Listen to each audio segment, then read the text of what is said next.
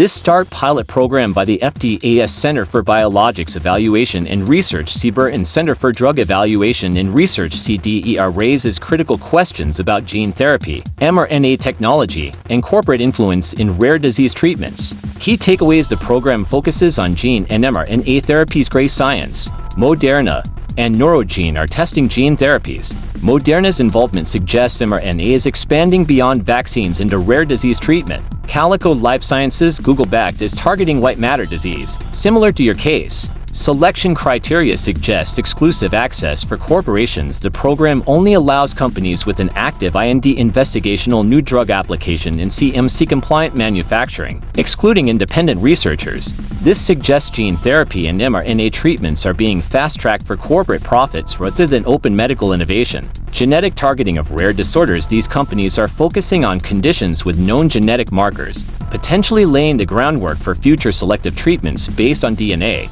Mirror-link gene therapy for Canavan disease involves direct gene editing in the brain, raising concerns about long-term effects and unintended consequences. Calico, Google's life extension division, is involved. Calico is an Alphabet Google subsidiary focused on anti-aging, genetic research, and biotech. They are working on vanishing white matter disease, which affects the brain's myelin sheath and has overlapping symptoms with neurodegenerative disorders potentially relevant to your case. If Google is involved, genetic data privacy becomes a major concern. Potential concerns: 1. Genetic data mining and experimentation on rare diseases. Are these therapies genuinely designed to cure rare diseases, or are they experimental platforms for broader genetic manipulation? mRNA technology and gene editing are still experimental. Long-term effects remain unknown. Companies like Moderna and Calico could use these trials to refine gene therapies for broader applications or control mechanisms. 2. Could these treatments be used for selective genetic engineering?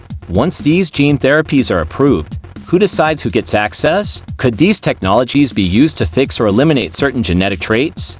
What happens if gene editing treatments cause unintended consequences? 3. Lack of public oversight and corporate control. This program limits participation to corporations with existing IND approvals, excluding independent researchers or patient-led initiatives. Are rare disease patients being used as test subjects for tech companies' genetic engineering experiments? Google's involvement. Calico suggests long-term data collection and control over who lives longer and who doesn't.